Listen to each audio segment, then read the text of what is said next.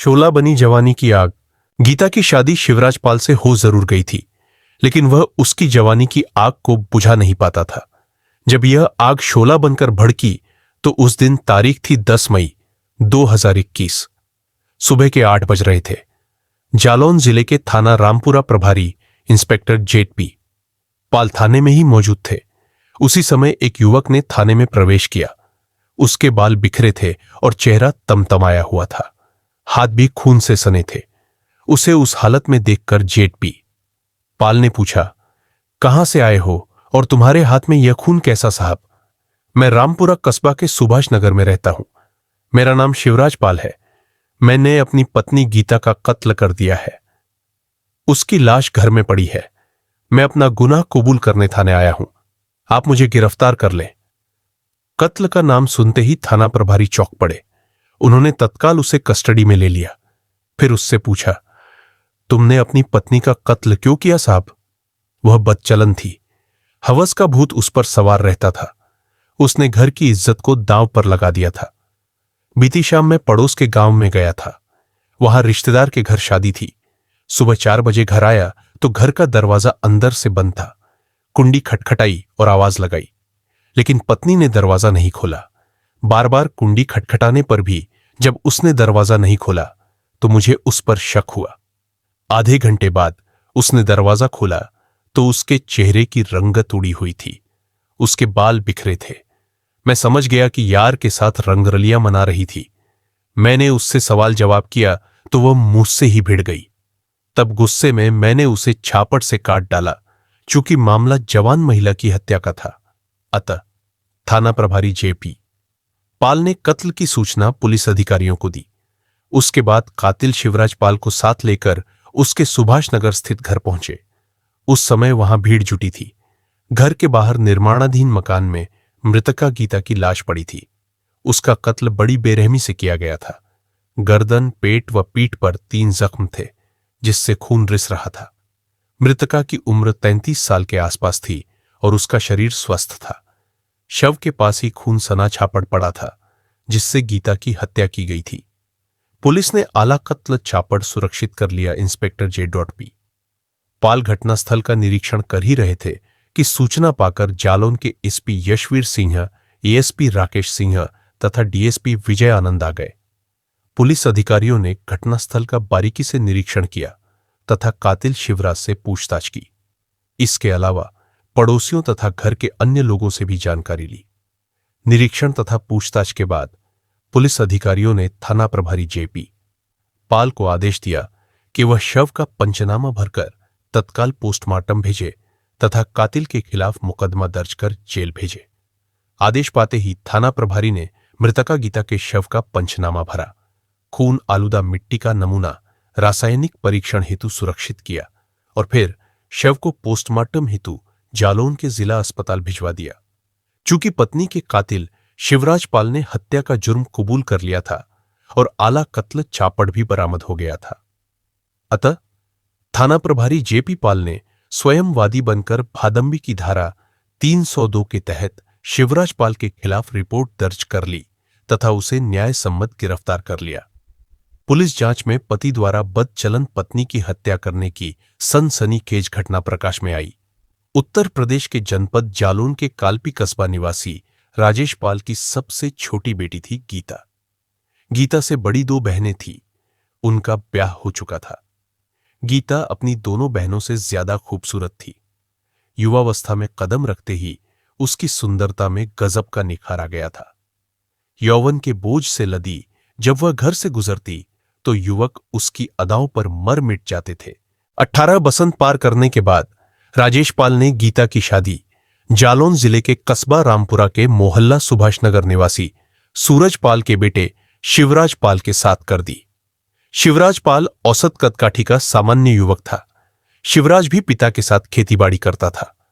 सामान्य युवक को अगर चांद सी खूबसूरत बीवी मिल जाए तो उसके पैर जमीन पर नहीं पड़ते। गीता को पाकर शिवराज भी फूला नहीं समा रहा था। सुहागरात को उसने बीवी का घूंघट उठाया तो गीता का हसीन चेहरा अपलक निहारता रह गया। सांचे में ढला गीता का शरीर इतना मादक था कि शिवराज सब्र न रख सका।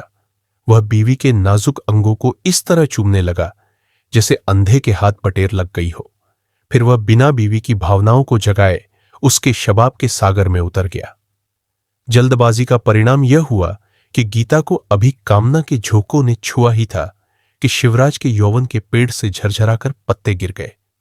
गीता के सारे सपने रेत के महल की तरह ढह गए। शिवराज तो तृप्त हो गया, लेकिन गीता अतृप्त ही रह गई। आने वाली अगली रातों में भी ऐसा ही होता रहा। गीता का बदन शीतल ही पड़ा रहता और शिवराज तब तक हाँफ चुका होता। इससे गीता समझ गई कि पति उसके तन की प्यास बुझाने के काबिल नहीं है। समय धीरे धीरे आगे बढ़ने लगा।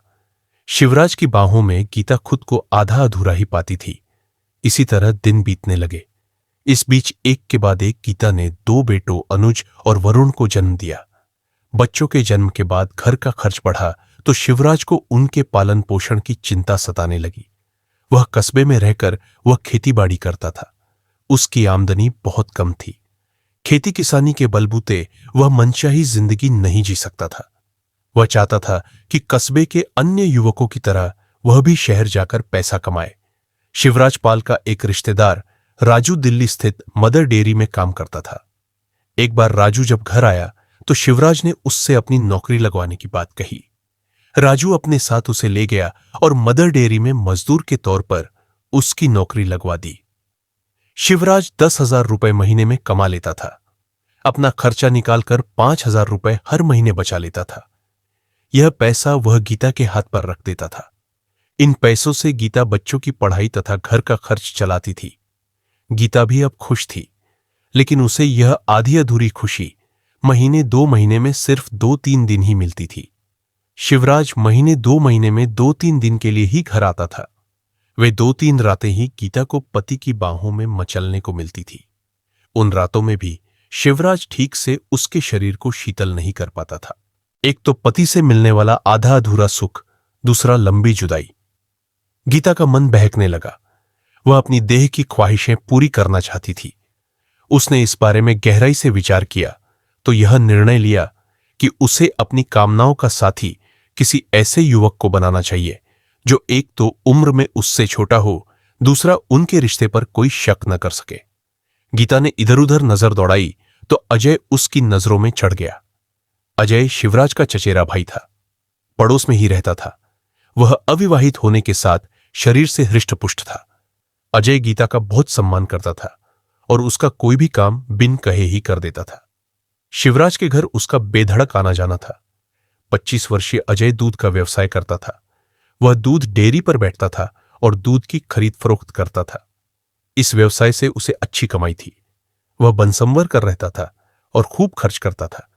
गीता के बच्चे भी उसके साथ हिलमिल गए थे। गीता की नजरों में देवर चढ़ा तो वह उसके साथ खूब हंसी मजाक करने लगी। अजय भी चंचल भाभी की बातों में खूब रस लेता। कभी कभी गीता हंसी मजाक में ऐसी बात कह देती जिससे अजय झेंप जाता। गीता के मन में पाप समाया तो वह अजय से कुछ ज्यादा ही खुलती चली गई। भाभी की आंखों में एक अजीब सी प्यास देख अजय भी समझ गया कि वह उससे कुछ चाहती है। गीता ने उसकी नजरों की भाषा पढ़ी तो नारी तन के गूढ़ रहस्य को जानने को उतावले अजय को बहाने से वह अपने शबाब की झलक दिखाने लगी। कभी आंचल गिराकर वक्षों की दूधिया घाटियां दिखा देती तो कभी गोरी गोरी रानें।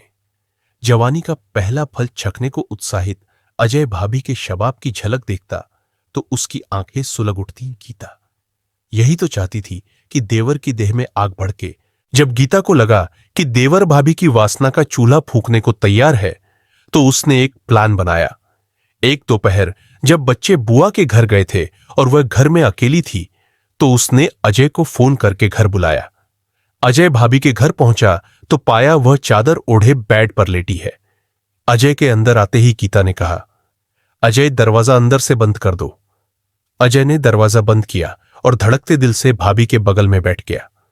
गीता ने प्यार से अजय का हाथ पकड़ा और फिर प्यासे स्वर में बोली, अजय, तुम्हारे भाई ने मेरी जिंदगी बर्बाद कर दी। जमीन की प्यास तभी बुझती है जब उस पर हल चले और बरसात की तेज फुहारें पड़े। तुम्हारे भाई से कुछ नहीं होता। मैं ब्याहता होकर भी आधी अधूरी ही हूं।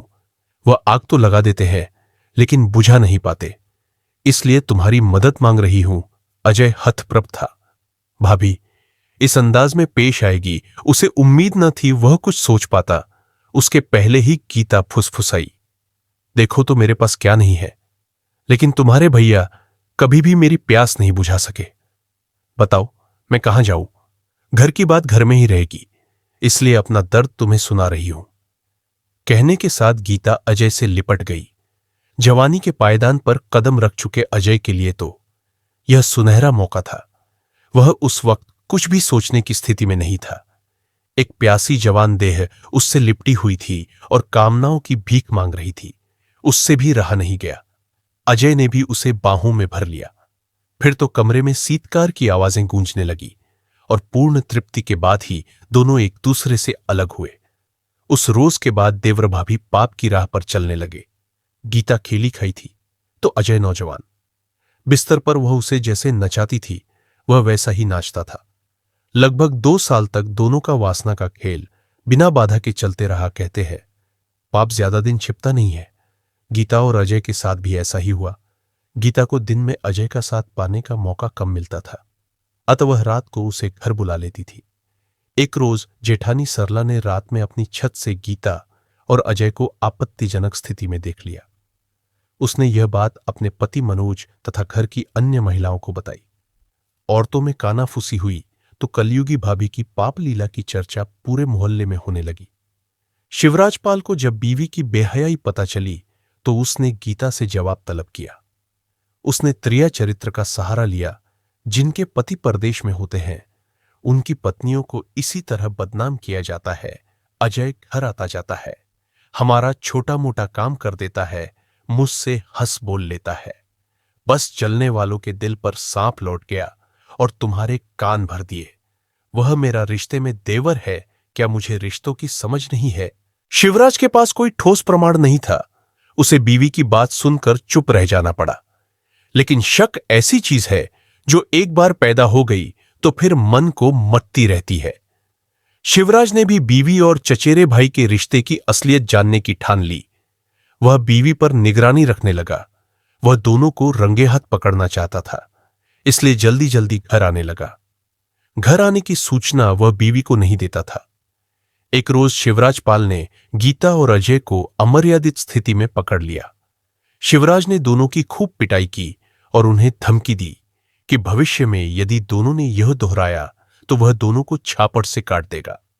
उस वक्त जान बचाने के लिए दोनों ने माफी मांगते हुए शिवराज को वचन दिया कि वे आइंदा गलती नहीं करेंगे। वासना की लत ऐसी लत है जिसके लिए इंसान किसी अंजाम की परवाह नहीं करता।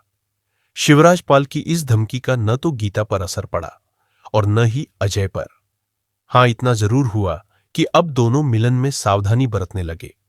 दिन के वक्त अजय ने गीता के घर जाना बंद कर दिया था ताकि पास पड़ोस के लोगों को शक न हो।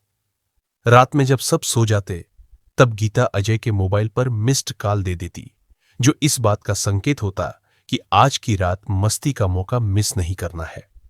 अजय दबे पांव भाभी के घर में पहुंच जाता, फिर सारी रात भाभी की वासना का चूल्हा फूंकता रहता।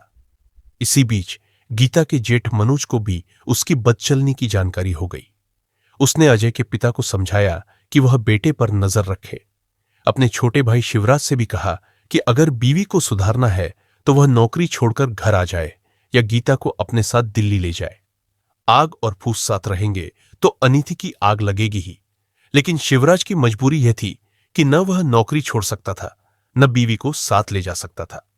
वह समझ चुका था कि गीता ने देवर से अपनी यारी नहीं छोड़ी है, अतः जब भी वह घर आता बीवी का मोबाइल चेक करता, उसमें उसे अजय की कॉल या मैसेज नजर आ जाते।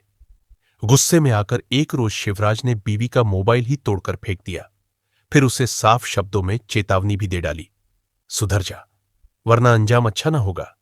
जेठ तथा पति की पाबंदियां बढ़ी तो गीता का प्रेमी से मिलना बंद हो गया। वह मिलन के लिए छटपटाने लगी। उधर अजय भी भाभी की बाहों में बंधने को तरसने लगा था। वह भी तड़प रहा था। अब तक शिवराज के दोनों बेटे 8 और 10 साल के हो चुके थे। शिवराज बच्चों को बेहद प्यार करता था। दोनों बेटे कस्बे के स्कूल में पढ़ने भी लगे थे। बड़ा बेटा तेज दिमाग का था। वह पिता को घर में आने जाने वालों के बारे में जानकारी देता रहता था। बड़े बेटे ने शिवराज को जानकारी दी थी कि अजय चाचा अक्सर घर आते हैं। आते ही वह हमें घर के बाहर भेज देते हैं। जाने से वह इनकार करता है तो पैसों का लालच देकर घर के बाहर कर देते हैं और दरवाजा बंद कर लेते हैं। बच्चे तो अनजान थे, लेकिन शिवराज जानता था कि बंद दरवाजे के भीतर गीता और अजय क्या गुल खिलाते थे। 2 मई 2021 को शिवराज पाल एक हफ्ते की छुट्टी लेकर दिल्ली से अपने घर आ गया। दरअसल पड़ोसी गांव रायपुरा में शिवराज पाल के रिश्तेदार संजय पाल की बेटी रोशनी की 9 मई को बारात आनी थी। इसी शादी में उसे शामिल होना था। वह छुट्टी लेकर घर आ गया था। शिवराज के आ जाने से गीता और अजय का मिलन बंद हो गया था। यहां तक कि उनकी मोबाइल फोन पर भी बात नहीं हो पाती थी। गीता पति की सेवा में ऐसी जुटी रहती थी जैसे वह बहुत बड़ी पतिव्रता हो। हालांकि मन ही मन वह पति से कुढ़ती थी। उसे शादी के 1 सप्ताह पहले पति का घर आना अच्छा नहीं लगा था। 9 मई 2021 की शाम 5 बजे शिवराज पाल सज-धज कर शादी में शामिल होने पड़ोसी गांव रायपुरा चला गया। पति के जाने के बाद गीता ने घर का काम निपटाया, फिर रगड़ रगड़ कर स्नान किया। इसके बाद सज संवर कर उसने अजय को फोन किया। देवर जी, आज मौज मस्ती करने का अच्छा मौका है। तुम्हारे भैया शादी में शामिल होने रायपुरा गांव गए हैं। अब वह कल ही आ पाएंगे। आज की पूरी रात हमारी है। हम दोनों बिस्तर पर खूब धमाल मचाएंगे। रात 10 बजे तक घर जरूर आ जाना। ठीक है भाभी, मैं जरूर आ जाऊंगा। तुम्हारी बाहों में मचलने के लिए मैं कई हफ्तों से तड़प रहा था। गीता की ननद शिवानी सुभाष नगर मोहल्ले में ही अपने पति के साथ रहती थी। बच्चे मिलन में बाधा न बने, इसलिए वह अनुज व वरुण को उनकी बुआ के घर छोड़ आई। बहाना बनाया कि उसकी तबीयत खराब है, उसने खाना नहीं बनाया और बच्चे भूखे प्यासे हैं। रात 10 बजे अजय बन संवर कर गीता के घर पहुंच गया। गीता उसका ही इंतजार कर रही थी। मौका अच्छा देखकर अजय गीता से छेड़खानी करने लगा, फिर उसे कमरे में ले आया। दोनों के पास अच्छा मौका था। अजय ने दरवाजा बंद किया, फिर गीता को बाहों में भर लिया। दोनों कई सप्ताह से मिलन नहीं कर पाए थे, अतः गीता लता की भांति अजय से लिपट गई। चरम सुख प्राप्त कर दोनों निडाल होकर सो गए। इधर शिवराज पाल को सवारी का साधन मिल गया तो वह उससे सुबह 4 बजे ही घर आ गया। उसने दरवाजे की कुंडी खटखटाई तो गीता ने दरवाजा नहीं खोला। कई बार कुंडी खटखटाने के बाद भी जब दरवाजा नहीं खुला तो शिवराज समझ गया कि गीता अपने यार के साथ रंगरलियां मना रही है। वह दरवाजा तोड़ने ही जा रहा था कि भड़क से दरवाजा खुला। सामने पति को देखकर गीता का चेहरा पीला पड़ गया। वह बोली, आप कुंडी खटखटा रहे थे? मैं तो गहरी नींद में थी। गहरी नींद सो रही थी या फिर यार के साथ रंगरलियां मना रही थी? शिवराज ने गुस्से से पूछा। कैसी बात कर रहे हो? शक का कीड़ा तुम्हारे दिमाग में हर समय कुलबुलाता है। गीता भी ऊंची आवाज में बोली। शिवराज गीता को परे ढकेलकर घर के अंदर पहुंचा। उसने घर का कोना कोना छान मारा, लेकिन घर में कोई दूसरा न था। शिवराज समझ गया कि गीता ने पहले अजय को भगाया, उसके बाद ही दरवाजा खोला है। वैसे भी गीता की घबराहट, उसके बिखरे बाल और तख्त के बिस्तर की सिलवटें चुगली कर रही थीं कि रात में बिस्तर पर वासना का खेल खेला गया था। बच्चों के विषय में पूछा तो गीता ने बताया कि बच्चे बुआ के घर है। इसके बाद तो शिवराज को समझते देर नहीं लगी कि गीता ने मिलन में बाधा न पड़े, इसलिए बच्चों को बुआ के घर भेज दिया था।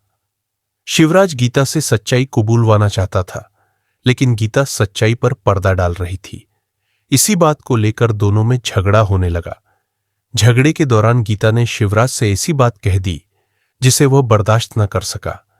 गुस्से में कमरे में रखा छापड़ उठा लिया और गीता की ओर लपका पति के रूप में साक्षात मौत को देखकर गीता दरवाजे की ओर भागी, लेकिन शिवराज ने उसे बरामदे में ही पकड़ लिया और छापट के वार से उसे वहीं ढेर कर दिया।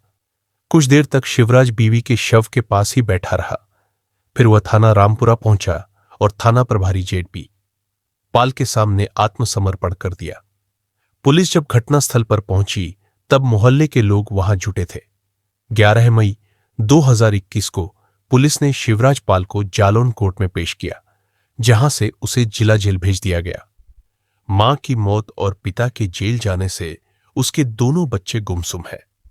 वह अपनी बुआ रोशनी के संरक्षण में थे